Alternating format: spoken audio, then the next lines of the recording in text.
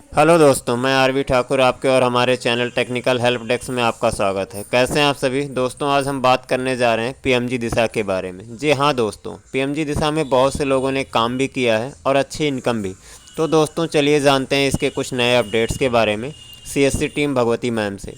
Video पूरा ज़रूर देखिएगा दोस्तों, लेकिन उससे पहले प्लीज़ हमारे चैनल को लाइक और सब्सक्राइब ज़रूर कर देना। धन्यवाद।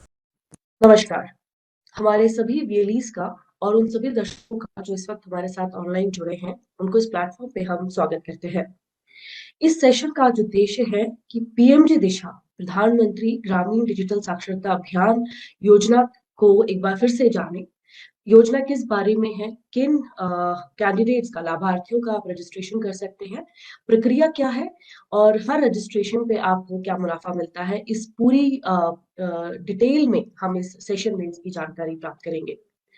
पीएमजी दिशा योजना 2017 में हमने सीएससी के माध्यम से देश भर में चलाई। सीएससी के वीएलईज जो यानी विलेज लेवल एंटरप्रेन्योर जो इस वक्त कॉमन सर्विस सेंटर देश के कोने कोने में चला रहे हैं, वो पीएमजी दिशा में लाभार्थियों का रजिस्ट्रेशन कर सकते हैं। प्रधानमंत्री ग्रामीण डिजिटल साक्षरता अभियान सिर्फ उन उन एरियाज में है जो ग्रामीण क्षेत्र में आते हैं, ग्राम पंचायत के अधीन है। शहरी वीएलईज इसमें अपने स्टूडेंट्स को, कैंडिडेट्स को रजिस्ट्रेशन नहीं कर सकते।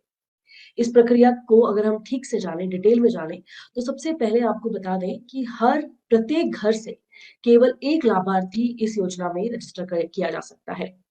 भारत सरकार का एक बहुत बड़ा स्वप्न है कि देश के 40% 40% यानी 6 करोड़ लोग डिजिटल लिटरेट हो और इस योजना के तहत मोबाइल फोन चलाना, कंप्यूटर से संदेश भेजना या प्राप्त करना और साथ ही कैशलेस ट्रांजैक्शंस को अपने मोबाइल के या डिजिटल डिवाइसों के तहत कर सके। इस योजना का उद्देश्य यही है कि देश के नागरिकों को जो डिजिटल डिवाइड हमारे भारत और इंडिया में देखा जा रहा है उसे कम से कम करें और देश के नागरिक ज्यादा से ज्यादा डिजिटली रूप से एक दूसरे से जुड़े। आइए इस प्रक्रिया को अब डिटेल में जानें, इनसे समझें कि किस तरह के लोग इससे जुड़ सकते हैं और कौन इस योजना में काम कर सकता है। सबसे पहले बात करते हैं ट्रेनिंग सेंटर रजिस्ट्रेशन की। ट्रेनिंग सेंटर एक वो केंद्र है जहां से पीएमजी दिशा की ट्रेनिंग लाभार्थियों को दी जाएगी। इस योजना में सिर्फ विलेज लेवल एंटरप्रेन्योर यानी जो वीएलई इस वक्त सीएससी से जुड़े हुए हैं, जिनके पास सीएससी आईडी है, वो ही इस योजना के तहत काम कर सकते हैं। आपका जो शर्तें हम यहाँ पे लगाते हैं वो ये होनी चाहिए कि आप एक रूरल यानी ग्रामीण क्षेत्र में कार्यरत वीएलई हो। आपके पास एक एक्टिव सीएससी आईडी होनी चाहिए। आपका केंद्र मिनिमम 200 स्क्वायर फुट एरिया आपके सेंटर में होना चाहिए। मिनिमम दो कंप्यूटर, न्यूनतम दो कंप्यूटर की सीमा यहाँ रखी गई है। साथ ही आपके केंद्र में इंटरनेट कनेक्टिविटी अवश्य होनी चाहिए। अगर आप सबके पास ये सुविधाएं हैं और आप येली हैं और ग्रामीण क्षेत्र में काम करते हैं, तो आप पीएमजी दिशा के लिए एलिजिबल है। इसके बाद आप अपने आप को एज अ वीएलई हमारे पोर्टल पे पीएमजी दिशा पे रजिस्ट्रेशन करते हैं। आप सभी डिजी सेवा पोर्टल पे काम कर रहे हैं। वहां पे एक पीएमजी दिशा की एक टैब वहां पे है जहां से क्लिक करके आप अपने आप को पीएमजी दिशा पोर्टल में भी रजिस्टर कर सकते हैं। जैसे ही आप पीएमजी दिशा टैब पे क्लिक करेंगे, आपको एक नए पोर्टल पे ले जाया जाएगा जहां पे कुछ जानकारी आपकी पहले से ही दर्ज रहेगी और कुछ जानकारी और दस्तावेज आपको नए अपलोड करने होंगे। इन दस्तावेजों में हम आपसे कुछ डॉक्यूमेंट्स मांगते हैं, जिसमें एक ग्राम पंचायत दस्तावेज होता है जहाँ पे आप उन किन बच्चों को पढ़ाएंगे उनकी एक सूची बना के गांव के मुखिया या प्रधान से हस्ताक्षर करवाते हैं और उसे पोर्टल पे अपलोड किया करते हैं। इसके साथ ही एक एफिडेविट की हमारी डिमांड होती है। इस एफिडेविट में ये लिखा जाता है कि आप एक वीएलई के रूप में कार्यरत है और पीएमजी दिशा पे भली भांति उनकी शर्तें जान चुके हैं और इस पे सही तरीके से काम करेंगे। या आपका हस्ताक्षर किया हुआ डॉक्यूमेंट पोर्टल पे अपलोड किया जाता है।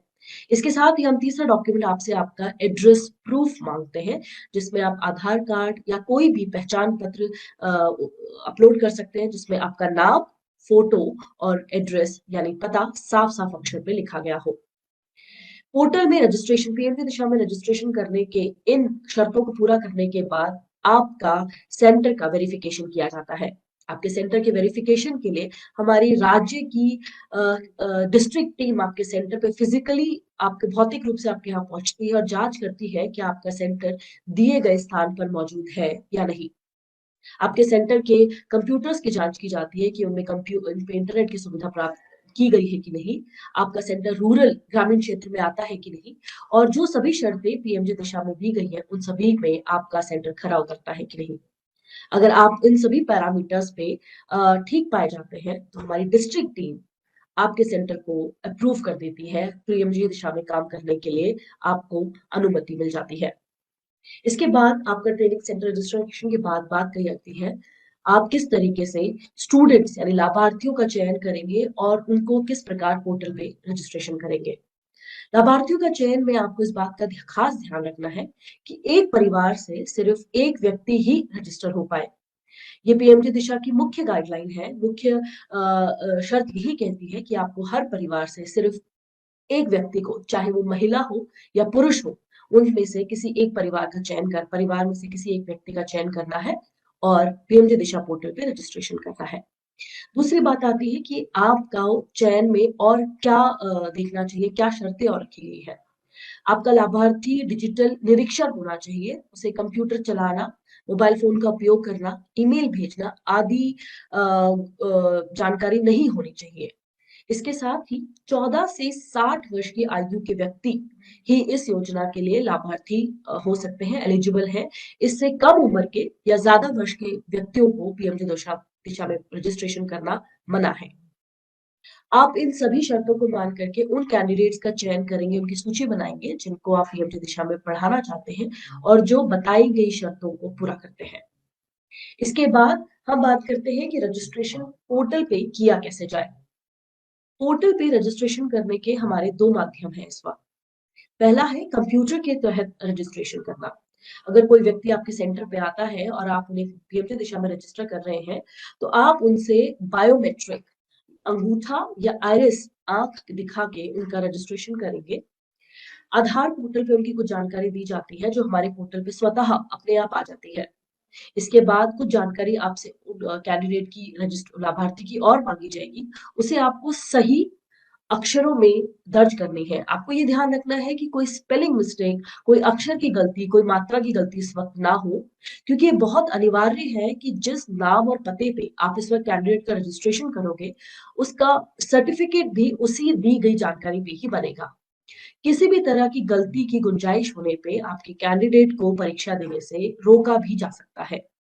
इन सभी जांच करने के बाद, सारी जानकारी की जांच करने के बाद आपके कैंडिडेट का बायो ऑथ के तहत पोर्टल पे रजिस्ट्रेशन हो जाता है। अब बात करते हैं उस स्थिति में जब आप कैंडिडेट आपके सेंटर पे नहीं आ सकता, आपको घूम घूम कर आप ऐसी जगह पे हैं जहां पे आपको कैंडिडेट के निवास में जाके रजिस्ट्रेशन करना है। ऐसी स्थिति में आप मोबाइल फोन का इस्तेमाल भी कर सकते हैं कैंडिडेट को रजिस्ट्रेशन करने के लिए। हमारे www.pmjdisha.in पर एक एप्लीकेशन दी गई है जिसे आप अपने स्मार्टफोन पे डाउनलोड कर सकते हैं। इसको डाउनलोड करने के बाद आप मोबाइल के तहत बच्चों का रजिस्ट्रेशन कर सकते हैं। एक खास बात आपको यहाँ ध्यान रखनी होगी, क्योंकि आप मोबाइल के तहत रजिस्ट्रेशन कर रहे हैं, आप बायो ऑथ नहीं कर सकते, इसलिए आप ओटीपी के जरिए हर बच्चे का रजिस्ट्रेशन कर सकते हैं। यहाँ पे आपको ध्यान रखना है कि हर प्रत्येक मोबाइल नंबर विभिन्न हो, क्योंकि हर एक मोबाइल नंबर पे ओटीपी जाएगा और उससे ऑथेंटिकेट होगा कि जिस बच्चे का आप रजिस्ट्रेशन कर रहे हैं वो खुद आपके सामने मौजूद है या नहीं। मोबाइल फोन या कंप्यूटर के बाद रजिस्ट्रेशन कर दिया जाता है। इसके बाद बात आती है कि किस तरह की डिटेल्स कैंडिडेट की मांगी जाती है। आधार कार्ड पर जो नाम और डेट ऑफ बर्थ, जो जन्म तिथि लिखी होती है, उसी को आपको अपने पोर्टल पे जहां जानकारी मांगी गई है वहां डालना है। ध्यान रखें कि आप माता पिता का नाम बिल्कुल साफ अक्षरों में बिना किसी गलती के दर्ज कराएं। रजिस्ट्रेशन प्रोसेस खत्म होने के बाद अब कैंडिडेट की ट्रेनिंग की बारी आती है। आप कैंडिडेट को क्या पढ़ा रहे हैं, लाभार्थी क्या पढ़ रहा है, कैसे पढ़ेगा, किस तरीके से किन किन विषयों पे उससे बात की जाएगी, इस पे अब चर्चा करते हैं। 20 घंटों की एक पीएमजी दिशा का हमने मॉड्यूल तैयार किया गया है। ये माना जा रहा है कि 10 दिन से, कम से कम 10 दिन से और अधिकतम 30 दिन के भीतर आपको लाभार्थी की ट्रेनिंग खत्म करनी है। कैंडिडेट के पास, लाभार्थी के पास 20 घंटे हैं। वो आपके सेंटर पर आकर एक कंप्यूटर के दौरान आप उसे ग्रुप में, चाहे समूह में स्टडी करवा सकते हैं या उसे इंडिविजुअली कंप्यूटर में बिठा के हमने जो मॉड्यूल्स तैयार किए गए हैं उन्हें दिखा सकते हैं। ये मॉड्यूल्स 22 भारतीय भाषाओं में तैयार है। कैंडिडेट, आपका लाभार्थी जिस भाषा में अपने आप को कंफर्टेबल, सहज महसूस करता है, उस भाषा में वो मॉड्यूल देख सकता है और कंप्यूटर के बारे में जानकारी सीख सकता है। आपको बता दें कि यहाँ पे आपको किन किन मॉड्यूल्स के बारे में पढ़ाया जाएगा, उनकी एक झलक आपको बताना चाहेंगे। पहले मॉड्यूल्स के बारे में, पहला जो मॉड्यूल है वो बात करता है डिजिटल डिवाइसेस में कौन कौन से डिजिटल डिवाइस है, वो किस तरीके से कार्य करते हैं, उसकी जानकारी लाभार्थी को दी जाएगी। उसके बाद इंटरनेट क्या है, कैसे काम करता है, इंटरनेट से एक डिवाइस से दूसरे डिवाइस से कम्युनिकेशन, संपर्क कैसे साधा जा सकता है, इस बारे में बात की जाती है। साथ ही इंटरनेट के काम क्या है, डिजिटल फाइनेंशियल टूल्स, यानी आप किस तरीके से कैशलेस ट्रांजैक्शन एक मोबाइल फोन से दूसरे मोबाइल फोन में पैसे भेज सकते हैं, ये सभी जानकारी जो आज के समय में बहुत बहुत अनिवार्य है, वो सभी पांच मॉड्यूल्स में लाभार्थी को सिखाई समझाई जाती है। वैसे मॉड्यूल्स हमारे पीएमजे दिशा पोर्टल में भी अवेलेबल है। इसके साथ साथ यूट्यूब पे भी 22 भाषाओं में इन मॉड्यूल्स को हमने डाला गया है। आप वहां से भी कैंडिडेट्स को, लाभार्थियों को पढ़ा सकते हैं। इसके बाद बात की जाती है कि अगर लाभार्थी का रजिस्ट्रेशन हो गया है, उसकी प्रशिक्षण हो गया है, उसकी ट्रेनिंग हो गई है, अब बात की जाती है उसकी परीक्षा की। परीक्षा से पहले हम आपको बता दें कि हर केंद्र में जिस तरीके से एक वीएलई अपने बच्चों को पढ़ा रहा है, उसी तरीके से परीक्षा के दौरान हम एक इन्विजिलेटर की डिमांड करते हैं। इन्विजिलेटर वो व्यक्ति है जो परीक्षा के दौरान उस समय, उस दिन सेंटर पे मौजूद रहेगा और ये सुनिश्चित करेगा कि उसकी मौजूदगी में एग्जाम हो रहा है, बिना किसी चीटिंग के, बिना किसी गलत काम के। वो वहां पे इन्विजिलेटर फिजिकली मौजूद है सेंटर पे और वो इस बात का ध्यान रख रहा है कि परीक्षा ठीक से हो रही है। इसके लिए आपको एक इन्विजिलेटर का रजिस्ट्रेशन भी अपने पोर्टल पे करना होगा। इन्विजिलेटर को कोई भी पढ़ा लिखा डिजिटल साक्षर व्यक्ति हो सकता है, जो सरकारी नौकरी पर हो, पोस्ट ऑफिस में काम करता हो, आपके ग्राम प्रधान, ग्राम पंचायत का हिस्सा हो, या सरकारी नौकरी पे लगा हुआ हो। आप इनमें से किसी भी व्यक्ति या महिला को इन्विजिलेटर बना सकते हैं। इन्विजिलेटर बनने के बाद उनका आधार लिया जाता है। एक इन्विजिलेटर एक समय पे केवल एक सेंटर से, एक केंद्र से जुड़ा हो सकता है। एक इन्विजिलेटर का आधार दो सेंटर पे नहीं दिया जा सकता। जब वो एक सेंटर से उसकी डिटेल्स की, इसकी जानकारी को हटाया नहीं जा सकता, तब तक वो किसी दूसरे केंद्र में इन्विजिलेटर के रूप में कार्य नहीं कर सकता। तो आपको ऐसे व्यक्ति को ढूंढना है जो आपके साथ परीक्षा के दौरान अवेलेबल भी रहे, उपलब्ध भी रहे, साथ ही वो किसी दूसरे पीएमजी दिशा केंद्र से जुड़ा ना हो। इन सभी बातों को आपको खास ध्यान रखना है ताकि आपकी पीएमजे दिशा की परीक्षा आसान और कम से कम समय में पूरी हो सके। अब बात करते हैं कैंडिडेट की वेरिफिकेशन की। हम ये जांच करना चाहते हैं कि जिन कैंडिडेट्स को, जिन लाभार्थियों को आप पढ़ा रहे हैं, क्या वो सच में डिजिटल ट्रांजैक्शंस के बारे में सीख रहे हैं, इंटरनेट की उपलब्धता और उसके कार्यों के बारे में जान रहे हैं या नहीं। एक छोटा सा टेस्ट हमने यहाँ पे आपके लिए, यानी सेंटर ऑपरेटर्स के लिए भी लगाया हुआ है। वेरिफिकेशन ऑफ ईमेल, हम ये जांच करना चाहते हैं कि जो मेल आईडी आपने हमें दी गई है, वो कैंडिडेट इस्तेमाल करता है कि नहीं। इसके लिए go-ahead@pmtdisha.mail.in पर लाभार्थी की मेल आईडी से एक मेल हमें भेजनी होती है। ये मेल हमारे पास मिल जाए, इसके बाद ही आपका लाभार्थी परीक्षा के लिए मान्य माना जाता है। दूसरा प्रोसेस हम यहाँ पे आपके लिए रखते हैं वर्चुअल पेमेंट का। एक नकली, एक डमी ट्रांजैक्शन प्रोसेस हमने बनाया है, जिसमें कैंडिडेट, लाभार्थी 3 बार 1-1 रुपए की ट्रांजैक्शन करता है वर्चुअल रूप से। हम उन्हें जानना चाहते हैं कि उसे यूपीआई और कैशलेस ट्रांजैक्शन जैसे प्लेटफॉर्म्स के बारे में पता है, क्या वो सहजता से बिना किसी की मदद के कैशलेस ट्रांजैक्शन कर सकता है या नहीं। इन दोनों प्रक्रियाओं के पूरा होने के बाद ही एक कैंडिडेट को परीक्षा के लिए मान्य माना जाता है। अगर आपका लाभार्थी इन दोनों परीक्षाओं में, इन दोनों स्टेप्स में फेल हो जाता है, तो परीक्षा के लिए आगे नहीं बढ़ सकेगा। इसके बाद बात करते हैं कैंडिडेट वेरिफिकेशन के बाद बात करते हैं कैंडिडेट एग्जाम की, कि किस तरीके से परीक्षा होती है, क्या क्या ध्यान आपको एक पीएमजी दिशा परीक्षा में ध्यान में लगाना है और ये ध्यान रखना है कि आपका कैंडिडेट, आपका लाभार्थी आराम से परीक्षा दे सके। परीक्षा के दिन, जिस दिन आपने परीक्षा रखी गई है, उस दिन ध्यान रखें कि आपके सेंटर पे निरंतर बिजली और इंटरनेट की सुविधा उपलब्ध हो। वैसे तो ये हमारे हाथ में नहीं होता, लेकिन आपको फिर भी सुनिश्चित करना है कि बार-बार जिस दिन इलेक्ट्रिसिटी जा रही है, बिजली जा रही है, आप उस दिन पीएमजी दिशा का एग्जाम ना रखें। इंटरनेट भी सुचारू रूप से उपलब्ध हो, उसी दिन आप पीएमजी दिशा का एग्जाम रख सकते हैं। सबसे पहले कैंडिडेट को आप पोर्टल पे जाके सबसे पहले बायो ऑथ करते हैं। इसका मतलब है कि कैंडिडेट अपने आप को ऑथराइज्ड कर रहा है कि जिसकी जानकारी आधार में या पोर्टल पे दी गई है, वही इस वक्त एग्जाम देने आया है। इसके बाद आपके सेंटर का इन्विजिलेटर अपने आप को बायो ऑथ करके यह सबूत साबित करता है कि परीक्षा के हॉल में वो भी मौजूद है, और वो सुनिश्चित करेगा कि एग्जाम बिना किसी चीटिंग के या गलत काम के ठीक से हो सके। इन दोनों बायो ऑथ के सक्सेसफुल होने के बाद कैंडिडेट की आईडी यानी पहचान पत्र मांगा जाता है एग्जाम एजेंसी से। एक पोर्ट आपको अपने वेब कैमरा में कैंडिडेट की फोटो खिंचवानी होती है, और साथ ही जो आधार या पहचान पत्र जिसमें कैंडिडेट की फोटो लगी हो, वो कैंडिडेट आप कैमरा में देख के फोटो क्लिक करवाते हैं। अगर कैंडिडेट की तस्वीर इस वक्त मौजूद लाभार्थी के साथ मैच हो जाती है, नाम और डेट ऑफ बर्थ, माता पिता का नाम जो जिस वक्त जानकारी रजिस्ट्रेशन के वक्त दी गई है, अगर वही जानकारी इस वक्त परीक्षा के दौरान जमा कराए गए और आईडी प्रूफ मौजूद होती है, तो कैंडिडेट को परीक्षा के लिए आगे बढ़ा दिया जाता है। यहाँ पे बात आपको खास ध्यान रखनी है कि अगर कैंडिडेट की फोटोग्राफ उसकी फोटोग्राफ पहचान पत्र से नहीं मिलती, तो कैंडिडेट को ये रोक दिया जाएगा, और आपको यहाँ पे 3 अवसर मिलेंगे अपनी सही जानकारी के साथ मौजूद दोबारा परीक्षा में आने के लिए।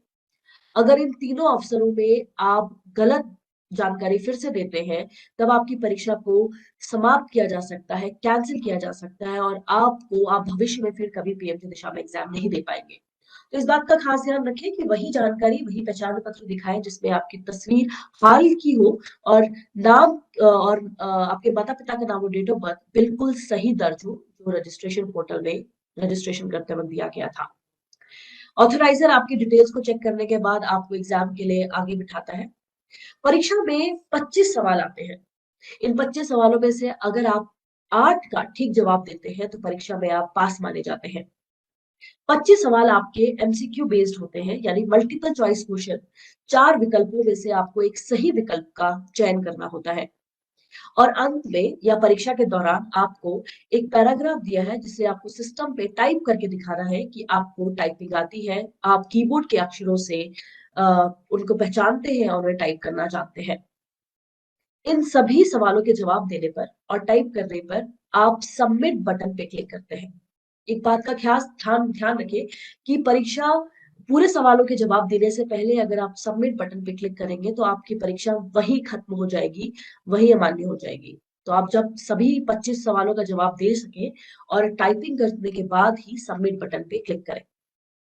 सबमिट बटन पे क्लिक करते ही आपको तुरंत एक प्रोविजनल सर्टिफिकेट प्राप्त होता है, जो कैंडिडेट के डैशबोर्ड पे हम देते हैं, जहां से आप एक प्रोविजनल अपना सर्टिफिकेट डाउनलोड कर सकते हैं। ओरिजिनल सर्टिफिकेट परीक्षा के मिनिमम कम से कम 40 से 45 दिनों के भीतर आपके डैशबोर्ड में पहुंचा दिया जाता है।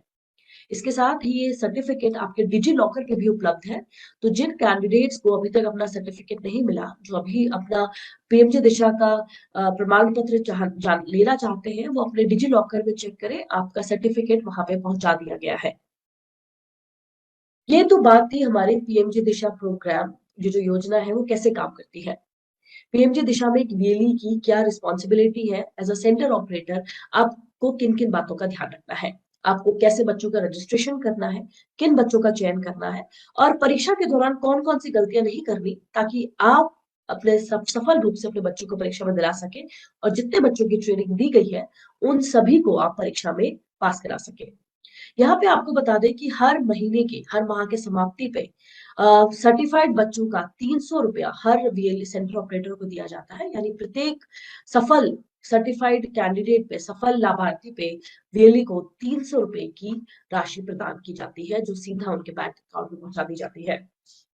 अब बात करते हैं जिस मेन उद्देश्य से हमने जो सेशन रखा है, कि परीक्षा के दौरान क्या करें और किन बातों का खास ध्यान रखें कि जो आपके सेंटर पे ना हो, जिससे आपका कैंडिडेट ब्लॉक होने से बच सके और आप भी सही और सफल परीक्षा करा सके। तो सबसे पहले ध्यान रहे कि आपको सही वेबसाइट यानी www.pmgdisha.in को ही विजिट करना है। इसके अलावा पीएमजी दिशा की कोई ऑफिशियल वेबसाइट नहीं है। www.pmgdisha.in ही एकमात्र हमारी ऑफिशियल वेबसाइट है जहां पे आपको वीएलई का डैशबोर्ड, कैंडिडेट का डैशबोर्ड मिलता है। जो कैंडिडेट सेंटर का इन्विजिलेटर है वो एग्जाम आपके द्वारा चयन किया हुआ व्यक्ति है। तो इस समय आपको ये ध्यान रखना है कि वो व्यक्ति ऐसा हो जो परीक्षा के दौरान उपलब्ध रहे। ऐसा ना हो कि आपके यहाँ परीक्षा हो और वो आपको ना मिल पाए, क्योंकि बिना उनके बायोत के, बिना उनकी मौजूदगी के आप एग्जाम नहीं करवा सकते। और इस बात का भी खास ध्यान रखें कि अगर आपका इन्विजिलेटर कोई भी गलत काम करते हुए पकड़ा गया है तो इसके लिए ट्रेनिंग सेंटर ही जिम्मेदार होगा। आपको ये जिम्मेदारी उठानी होगी कि आपके द्वारा चयनित इन्विजिलेटर ने गलत काम किया है। एक और चीज का यहाँ पे बात ध्यान रखने लायक है कि एग्जाम समय कि कौन कौन से दस्तावेज यहाँ पे कैंडिडेट परीक्षा के समय दिखा के एग्जाम परीक्षा दे सकता है। उसमें जो लिस्ट हमने सूची बनाई है दस्तावेजों की, उनमें Aadhaar card, voter card, PAN card और बैंक की पासबुक जिसमें कैंडिडेट की तस्वीर लगी हो। आपको ध्यान रखना है कि यही वो डॉक्यूमेंट्स हैं जिनको दिखा के आप पीएमजी दिशा परीक्षा में अपने आप को उसमें दर्ज हो सकते हो, पीएमजी दिशा एग्जाम करवा सकते हो अपना। साथ ही इस बात का ध्यान रखना है कि कुछ बच्चों के जब आधार कार्ड बनाए गए थे तब उनकी शक्ल और सूरत काफी विभिन्न थी अभी की शक्ल सूरत से। आपको ये ध्यान रखें कि वो तस्वीर उनके या तो अपडेट करवा दी जाए या उनका आधार ठीक से अपडेट हो, उनकी जानकारी अपडेटेड हो, तभी उनका पीएमजी दिशा पोर्टल में रजिस्ट्रेशन करवाए और तभी उनका एग्जाम करवाए। हमारे पास एक बहुत बड़ी टीम ऑथराइजर्स और प्रॉक्टर की है जो नियमित रूप से हर परीक्षा शुरू होने से पहले जांच करती है कि सेम कैंडिडेट, सेम लाभार्थी एग्जाम देने के लिए आया है जिसका रजिस्ट्रेशन हुआ है। तो आप ये ध्यान रखें कि जो भी निर्देश आपको परीक्षा की शुरुआत में दिए जा रहे हैं कि आप कैंडिडेट की फोटो आपकी ठीक नहीं आ रही है, सुनिश्चित करें कि एग्जाम सेंटर में लाइट ठीक से हो ताकि आप कैंडिडेट का चेहरा कैमरे पे ठीक से आ सके, फोटोग्राफ ठीक से खींची जा रही हो, अच्छे रेजोल्यूशन का आपको वेबकैम का इस्तेमाल करना है ताकि कैंडिडेट की प्रतिक्रियाएं हमें कैमरे में जो नजर आती रहे ताकि ठीक से काम होता रहे। उसके बाद एग्जाम के दौरान, एग्जाम वाले दिन कैंडिडेट का अपने पास आईडी प्रूफ रखना बहुत अनिवार्य है। तो लिस्ट, जो सूची हमने कैंडिडेट की आपको बताई है जिनमें बैंक पासबुक, पैन कार्ड, आधार कार्ड आदि दिए गए हैं, उन सभी की आपको सुनिश्चित करें कि आप पहले से अपने लाभार्थियों को बताएं कि परीक्षा के दौरान इनमें से कोई भी एक दस्तावेज आपके पास होना चाहिए। आपके कंप्यूटर में जो आप एग्जाम सिस्टम, जिन कंप्यूटर्स या लैपटॉप का आप इस्तेमाल कर रहे हैं एग्जाम के दौरान, उनमें वेब कैमरा, बायोमेट्रिक डिवाइस और अपडेटेड जावा, ये बेसिक सॉफ्टवेयर्स हैं जो आपके हर एक प्रत्येक कंप्यूटर में इंस्टॉल होने चाहिए। ये भी ध्यान रखें कि जैसे हमने बताया कि बिजली अगर चली गई है तो उस दिन एग्जाम ना करवाए, या बिजली की कमी के कारण एग्जाम उस दिन एग्जाम ना कराएं। आपके सेंटर में बल्ब, लाइट का सुनिश्चित आप ध्यान रखें कि आपके यहाँ रोशनी का काफी खास उजाला हो और कैंडिडेट की शक्ल आपको देख सके। कंप्यूटर स्क्रीन से कैंडिडेट की दूरी कम से कम 1.5 मीटर हो ताकि हम देख सके कि कैंडिडेट एग्जाम दे रहा है और वही कैंडिडेट एग्जाम परीक्षा में आया है कि नहीं। और कैंडिडेट जो भी अगर परीक्षा रोक दी गई है, कभी कभार हमारे प्रॉक्टर ये भी सुनिश्चित करना चाहते हैं कि कैंडिडेट ठीक से एग्जाम दे रहा है कि नहीं, उसे कोई परेशानी तो नहीं। तो अगर आपको जो निर्देश प्रॉक्टर दे रहा है कि दाएं देखिए, बाएं देखिए, कंप्यूटर स्क्रीन घुमाए, तो इन सभी निर्देशों का पालन करें। और परीक्षा में कभी भी, किसी भी परीक्षा के दौरान किसी भी अपशब्दों का इस्तेमाल ना करें। प्रॉक्टर ऑथराइजर्स के लिए, वो आपकी मदद करने के लिए बैठे हैं और जो भी वो निर्देश दे रहे हैं उनको आप ठीक से पालन करें। एग्जाम के दौरान क्या नहीं करें, ये एक खास निर्देश हम अपने उन वीएलईज को देना चाहते हैं जिनके सेंटर्स इस वजह से बंद कर दिए जाते हैं क्योंकि उनके सेंटर पे चीटिंग, मैल प्रैक्टिस और फ्रॉड जैसी एक्टिविटी पाई जाती है। ये देखा जाता है कि कैंडिडेट को बिठा के कोई एग्जामिनेशन गलत तरीके से किया जाता है और इसमें सेंटर ऑपरेटर भी उतनी तरह लिप्त है जितनी तरीके से इन्विजिलेटर और बाकी लोग। तो आपको इस बात का खास ध्यान रखना है कि आपके सेंटर पे होने वाली कोई भी गलत काम के लिए सेंटर ऑफ व्हीलिंग जिम्मेदार माना जाएगा, आपके नाम पे कंप्लेन की जाएगी और हो भी सकता है कि आपके नाम पे आपकी सीएससी आईडी को बंद भी किया जाए। तो क्या कार्य ना करें जिस वजह से आपकी पीएमजी दिशा आईडी चलती रहे, समय समय पे आपको पीएमजी दिशा का पैसा भी आपके बैंक अकाउंट में मिलते रहे, इसके लिए क्या ना करें? सबसे पहले आपको ध्यान रखना है कि एग्जाम के दौरान वेब कैम के अलावा, वेब कैम, कीबोर्ड और डिवाइस, बायोमेट्रिक डिवाइस के अलावा कोई अन्य डिवाइस, कोई पेन ड्राइव आपके कंप्यूटर सिस्टम से लगी ना हो। आपको इस बात की सुनिश्चित करना है कैंडिडेट के पास कोई भी टेक्स्ट मटेरियल, प्रिंट किया हुआ कोई भी मटेरियल जिसमें आंसर्स हों, आप किसी भी तरह की मदद करने की कोशिश ना करें।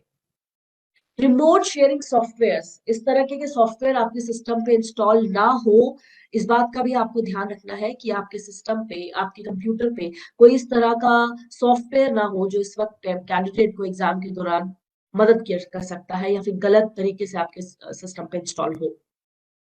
इसके अलावा आपको इस बात का भी ध्यान रखना है कि कोई भी वेबसाइट, एक परीक्षा की वेबसाइट के अलावा कोई और वेबसाइट आपके सिस्टम पे ना खुली हो। अगर ये सब कार्य में आप लिप्त पाए जाते हैं तो आपकी पीएमजी दिशा आईडी बंद करा दी जाएगी। आपको इस बात का भी ध्यान रखना है कि परीक्षा समाप्त होने से पहले, यानी सारे प्रश्नों के जवाब दिए बिना कैंडिडेट सबमिट बटन पे क्लिक ना करे। परीक्षा के दौरान पूरे समय कैंडिडेट का चेहरा उसके कैमरे में साफ नजर आना चाहिए। जैसे आप अभी मेरा चेहरा इस वक्त साफ देख सकते हैं, आप देख सकते हैं कि मैं कंप्यूटर स्क्रीन के पास बैठी हुई हूँ, मैं कैमरे को देख रही हूँ और स्क्रीन मेरे सामने है। उसी तरीके से आपको अपने कैंडिडेट को कैमरा के सामने बिठा के उसकी परीक्षा करवानी चाहिए।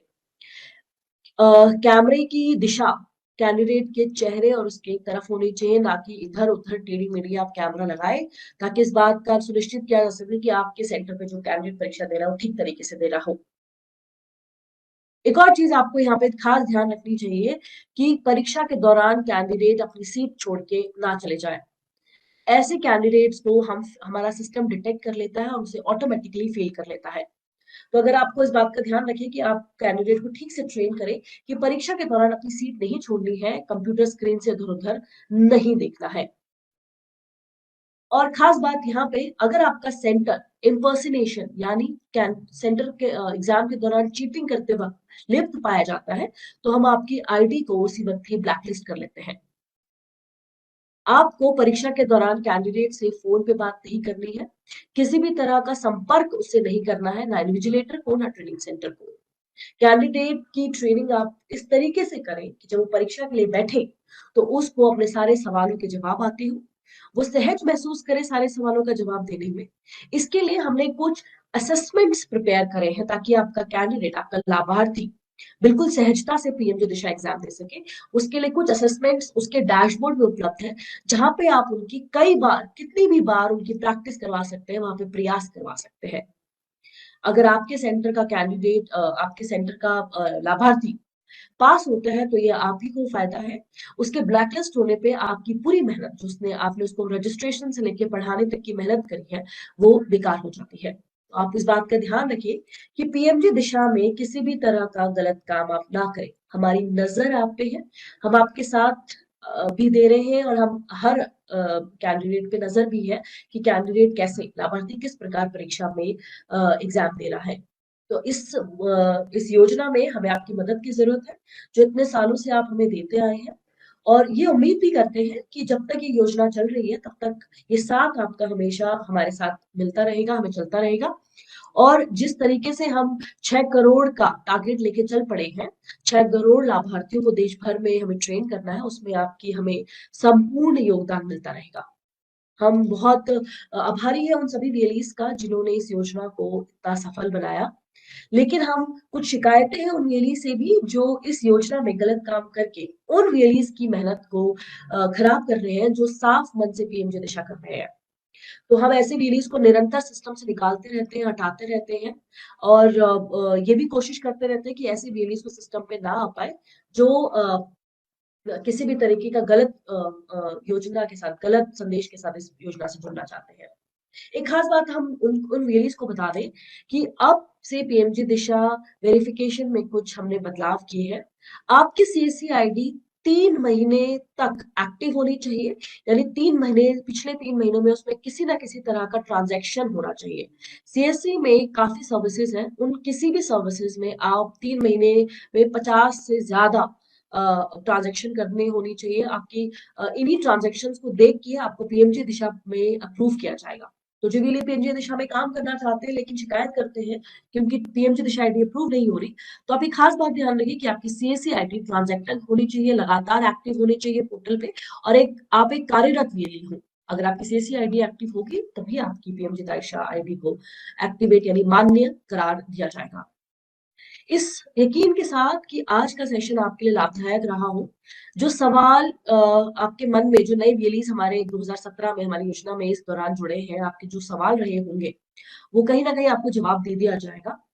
We'll try to have this session in different languages. I will request our state team to have this in different languages so that our VLEs who don't understand Hindi can also ensure that we are having a smooth project. They are running a smooth PMG Disha project at their center, and no kind of malpractice or unfair examination or unfair means are being used at their centers. तो इस उम्मीद के साथ कि हम PMG दिशा को एक सफल योजना, एक सफल प्रोजेक्ट बनाएंगे, आप सबसे यही इजाजत लेते हैं। नमस्कार। उम्मीद करता हूँ दोस्तों वीडियो पसंद आई होगी। इसी तरह के अपडेट्स पाने के लिए प्लीज़ हमारे चैनल को लाइक, सब्सक्राइब और आइकॉन बटन दबाना ना भूलें। धन्यवाद।